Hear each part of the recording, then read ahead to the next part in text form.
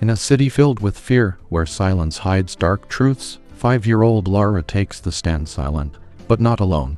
At her side is Jack, a German shepherd with eyes that remember. Lara hasn't spoken since the attack, but when Jack growls in court, everything changes.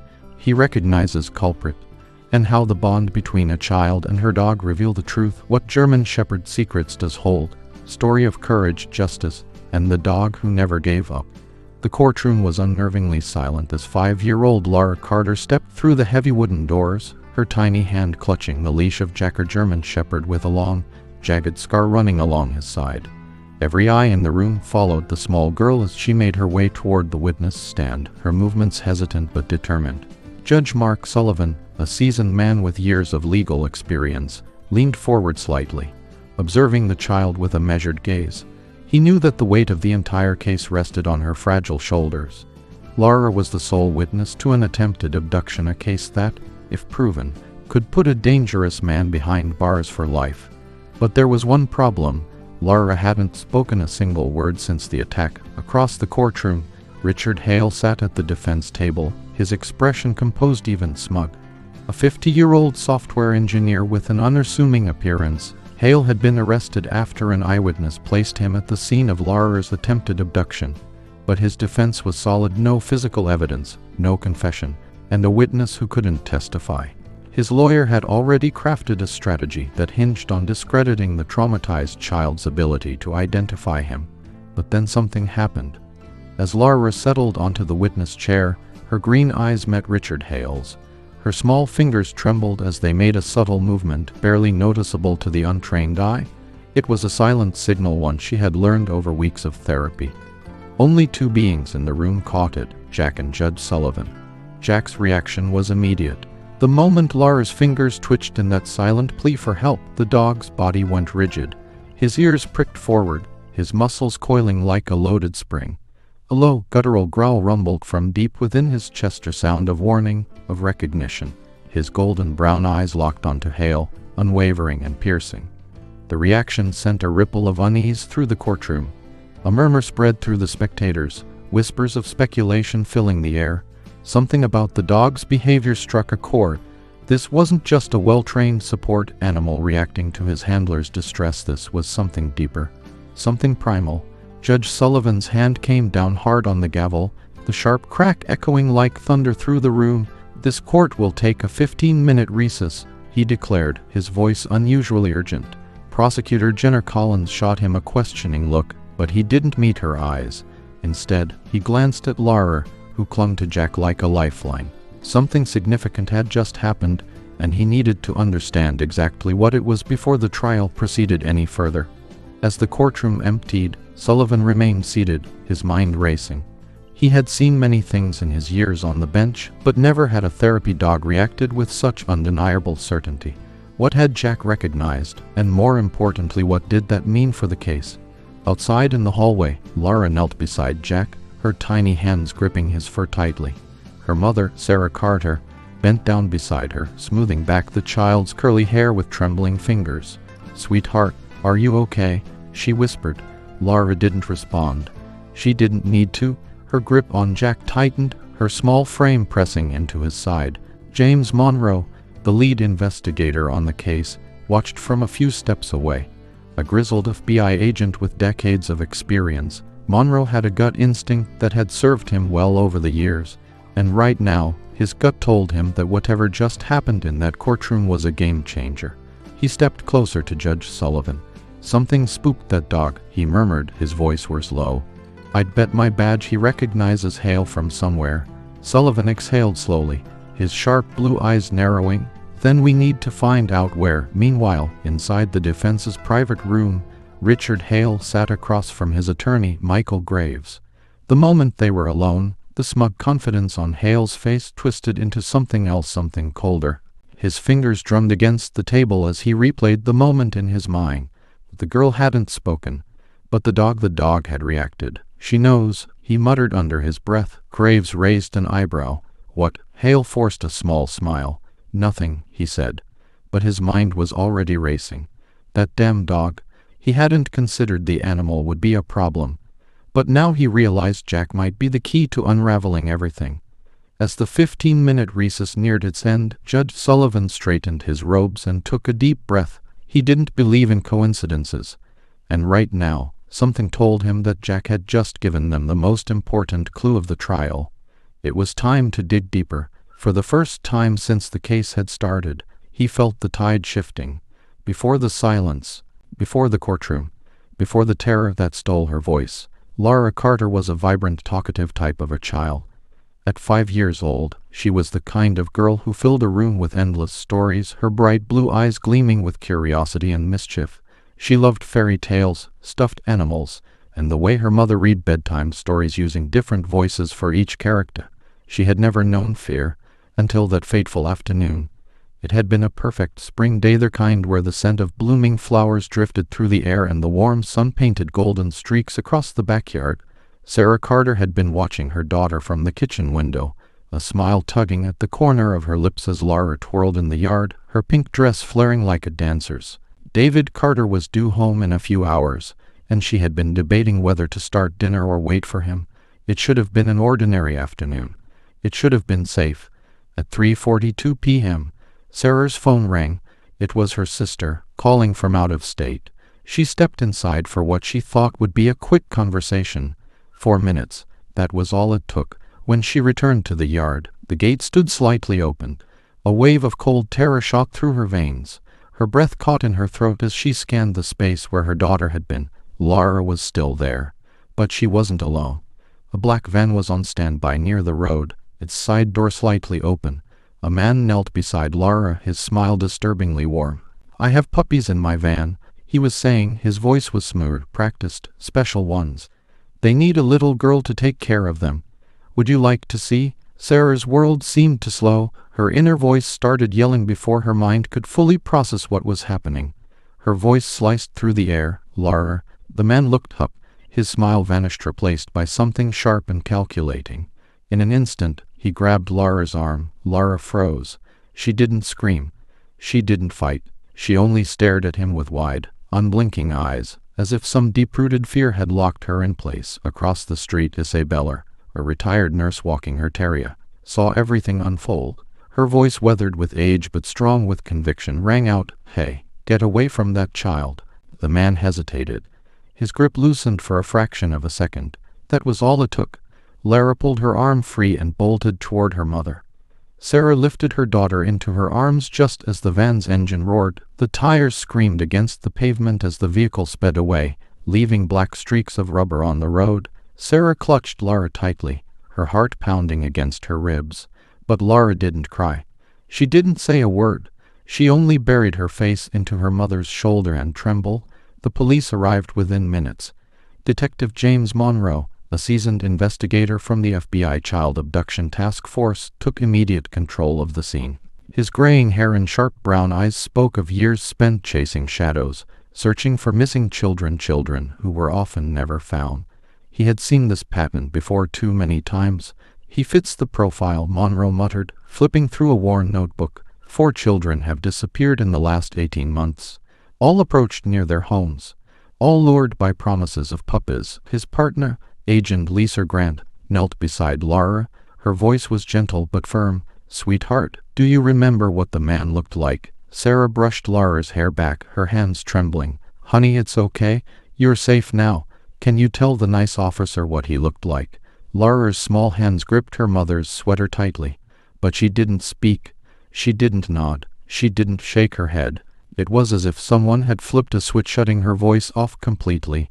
"She hasn't said a word since I picked her up," Sarah whispered, fear creeping into her voice. "She just won't talk." Agent Grant exchanged a look with Monroe. "Selective mutism," she murmured. "A trauma response." Monroe sighed, rubbing his temple. "Without a statement, we don't have much. The description is Vaderman, a black van. It could be anyone." Isabella, who had witnessed the abduction attempt, stepped forward. "I got part of the license plate," she said firmly. "The first 3 letters YKZ." Monroe's gaze snapped to her. "That's something." Sarah, still clutching Laura, felt a surge of helplessness. Her daughter, once so full of life, had retreated into herself. And in the days that followed, it only got worse. Laura stopped playing. She stopped drawing. She refused to leave the house, flinching at the sight of passing cars. She barely slept, and when she did, her nights were filled with silent nightmares, her small body thrashing against invisible threats. Her loud, high-pitched cries never came, only gasps of terror that woke her parents in the night. Sarah and David tried everything. Story time, her favorite foods, and her beloved stuffed bunny. Nothing worked. The child they knew was slipping further and further away. One evening, Sarah sat across from David at the kitchen table, her eyes hollow from exhaustion. The therapist recommended a support animal, she said quietly. A therapy dog. David ran a tired hand through his hair. You really think that'll help? I don't know, Sarah admitted, but I'm willing to try anything. Neither of them could have known how much that decision would change everything.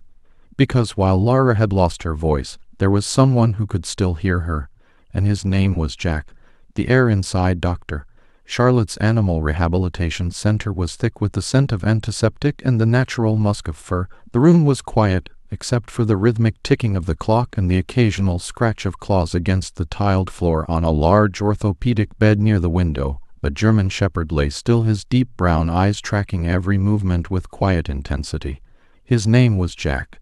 Once, he had been one of the finest canine officers in the city's police force, a dog whose instincts and training had saved lives, but now he bore the scars of sacrifice. One particularly jagged mark ran down his right flank, a permanent reminder of the night that ended his career. 3 years ago, during a raid to rescue a kidnapped child, Jack had lunged at an armed suspect without hesitation. The man had slashed at him with a knife meant for an officer, cutting deep into his flesh. Jack had controlled the suspect even as blood darkened his fur. But in the months that followed, the injury never fully healed. His mobility was affected, and the department, strapped for funds, made the difficult decision to retire him. He had been placed on a euthanasia list, deemed unfit for service. That was before Charlotte stepped in. Dr. Charlotte had been running the therapy animal program for years, specializing in cases where animals could help trauma survivors. When she heard about Jack's case, she fought to adopt him, convinced that his sharp mind and unwavering loyalty still had value, and now she was about to test that belief.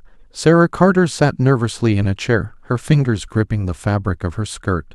Laura stood behind her, peeking out from behind her mother's shoulder. The little girl had refused to speak since the incident 2 weeks ago, and though she had attended therapy, nothing had urged a word from her. Charlotte knelt to Laura's level, her voice gentle. Hi Laura, my name is Charlotte. I work with very special dogs that help kids who have been through scary things. Laura said nothing, her green eyes flickering to the large German shepherd a few feet away. Jack sat patiently, his ears perked forward, but he didn't move toward her. He simply watched, his presence steady and unthreatening. Would you like to meet him? Charlotte asked. The little girl didn't answer, but she didn't run either. That was a start. Sarah smoothed her daughter's hair. He's a very nice dog, sweetheart. He used to be a police dog just like the ones in your storybooks. Charlotte gestured to Jack and gave a quiet command. Stay. The German shepherd didn't as much as twitch. Charlotte had turned back to Laura. You don't have to come close if you don't want to. Jack will wait right here. But if you feel ready, you can put out your hand, and he will come to you. Laura hesitated for long moments. She remained frozen in place. Then, inch by inch, she stepped out from behind her mother, her tiny hand lifted, hesitant but deliberate. Jack remained still, waiting for the final cue. When Charlotte nodded, he slowly lowered his head and took a careful step forward. Then another, and another. The moment his warm breath touched Laura's palm, something shifted. Laura's fingers curled slightly, brushing through the dog's thick fur. The connection was made. Sarah gasped softly, pressing a hand to her mouth. It was the first time Laura had reached out to anything or anyone since the attack. Tears welled in Sarah's eyes as she whispered, "Oh baby." Laura's small fingers burrowed deeper into Jack's fur, gripping him as if he were the only solid thing in a world that had turned terrifyingly uncertain. Charlotte smiled gently. That's a good girl, Laura. Jack likes you. The child said nothing, but she didn't let go. Over the next few weeks, Jack and Laura became companions. At home, she would sit beside him for hours, her tiny hands tracing the scar along his side. When nightmares woke her in the middle of the night, it was Jack's steady heartbeat that calmed her. Though she still refused to speak, she began drawing again simple crayon pictures of a girl and a dog standing together against shadowy figures. One afternoon, while sitting on the floor of Charlotte's office, Lara was watching Jack perform a simple trick when something remarkable happened. "Good boy," she whispered. The words were so soft that for a moment Sarah thought she had imagined them. But when she turned, she saw Lara staring at Jack, her lips slightly parted in wonder as if she too had surprised herself. Tears filled Sarah's eyes. It wasn't much, but it was a start. Charlotte placed a gentle hand on Sarah's arm. "She trusts him," she murmured. "Sometimes trust is the first step toward finding your voice again." Sarah squeezed her hand. "Then we'll follow wherever that trust leads." And it would lead them somewhere they never expected, to a courtroom, where a monster would finally be unmasked. The air inside the courtroom was thick with tension. The seats in the gallery were filled with journalists, families, and legal observers, all watching with anticipation as one of the most high-profile trials in recent memory was about to begin. In the center of the room, the defendant Richard Hale sat beside his attorney, his expression unreadable. Despite the weight of the charges against him, he appeared disturbingly calm, his fingers tapping rhythmically against the polished wood of the defense table. Seated beside her mother, Lara Carter clutched the leash of Jack tightly, her small fingers wrapped around the thick fabric as if it were a lifeline. The German shepherd sat alert beside her, his ears pricked forward, his deep brown eyes locked onto Hale. Every so often, his nose would twitch as if he were scenting something familiar in the air.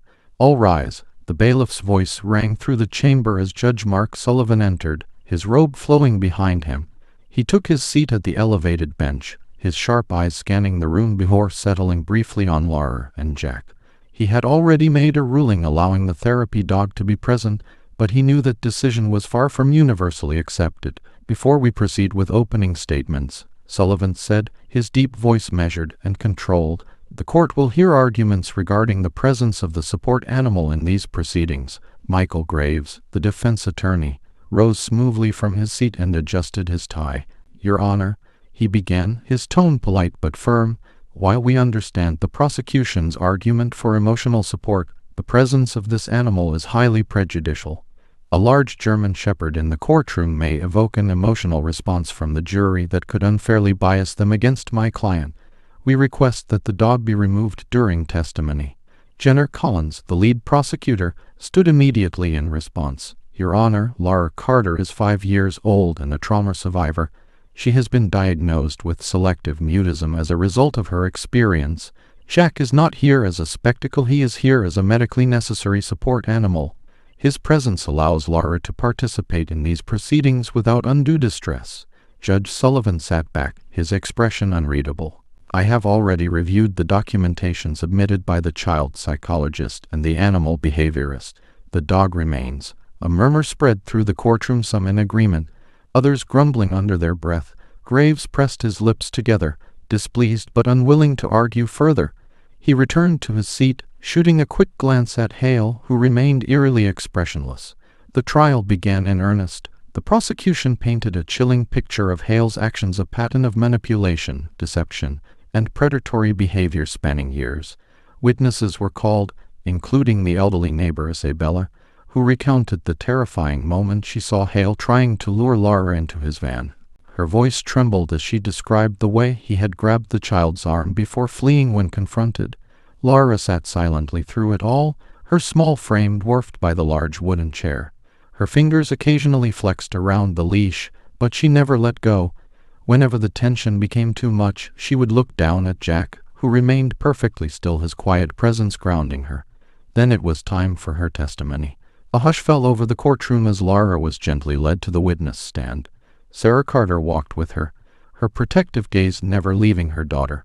She helped Lara into the seat before stepping away, though her every muscle was taut with the desire to swoop her daughter into her arms and take her far from this place. Jenner Collins approached carefully, her demeanor soft and warm. "Hi, Lara," she said with a gentle smile. "I know this is a little scary, but remember, you don't have to say anything you don't want to. You can just nod or shake your head if you feel more comfortable. And if you ever need a break, you can let us know." Lara didn't look at her. Her gaze was fixed on the table, her breathing shallow, But then, as if sensing her unease, Jack pressed his body lightly against her leg. She reached down and gripped a handful of his fur. Slowly she nodded. "Good," Jenner said, keeping her voice light. "Lara, can you tell us who was with you in your yard that day?" Lara hesitated. She didn't lift her head, but after a long moment, she slowly raised her arm and pointed directly at Richard Hale. The defendant's expression didn't change, but something flickered in his eyes. A brief, involuntary tightening of his jaw. Graves immediately stood. "Objection. The child has been repeatedly shown images of my client prior to trial. This identification is unreliable." Judge Sullivan held up a hand. "Overruled. The jury will determine the credibility of the witness." Jenner continued. "Lara, did this man say anything to you that day?" The child didn't speak. Instead, she made a small movement with her hand, a subtle sign. It was the same signal she had given before, the one that Jack understood. The German Shepherd responded instantly. His ears snapped forward.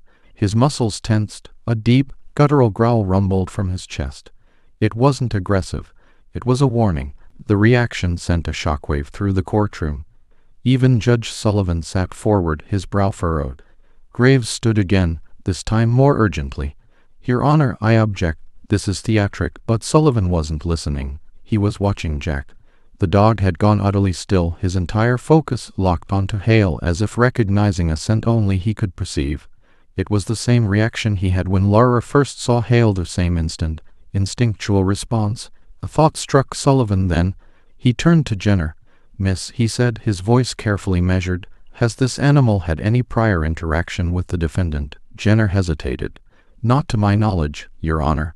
Sullivan turned to the defense table. "Mr. Hale, have you encountered this dog before?" For the first time, Hale showed real emotion. His fingers, which had been tapping so calmly earlier, now clenched into a fist. He remained silent. Then Jenner's eyes widened as a sudden realization hit her.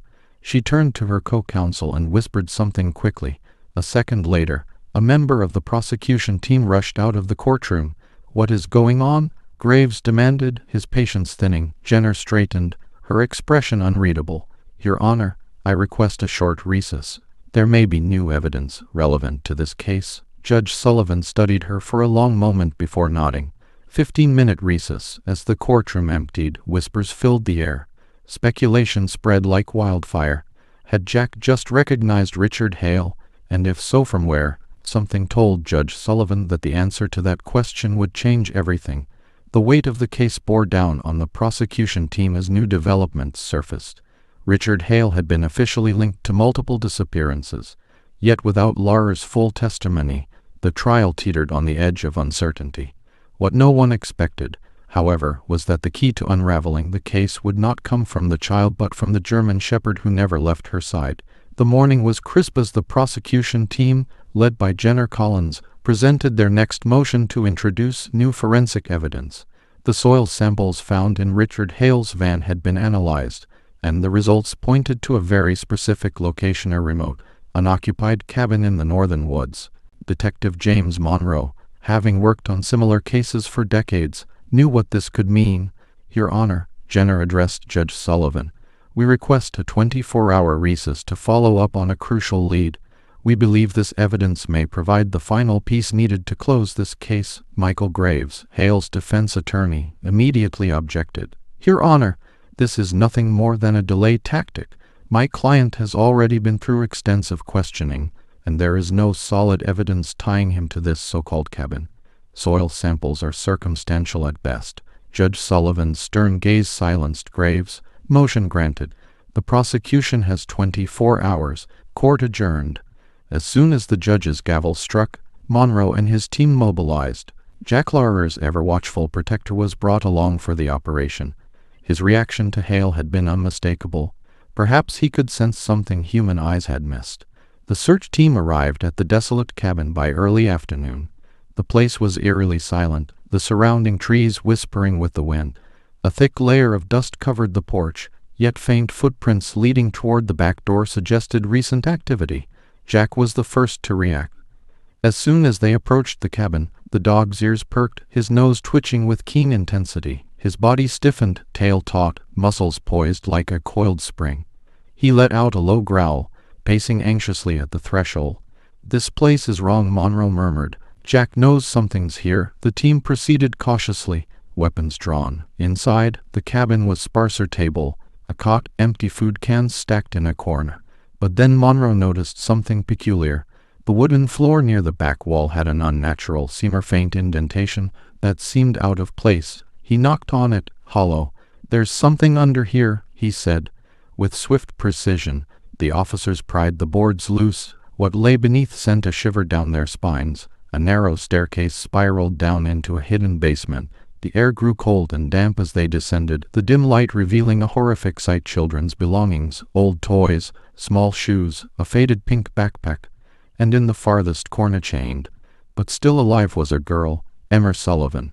The 8-year-old had been missing for 6 months. Her face was pale, her clothes were ragged, but the moment she saw the officers, her eyes filled with tears of recognition and relief. "Help," she whispered, her voice hoarse from disuse. Jack reacted immediately, straining against his leash, whining as if sensing the suffering this child had endured.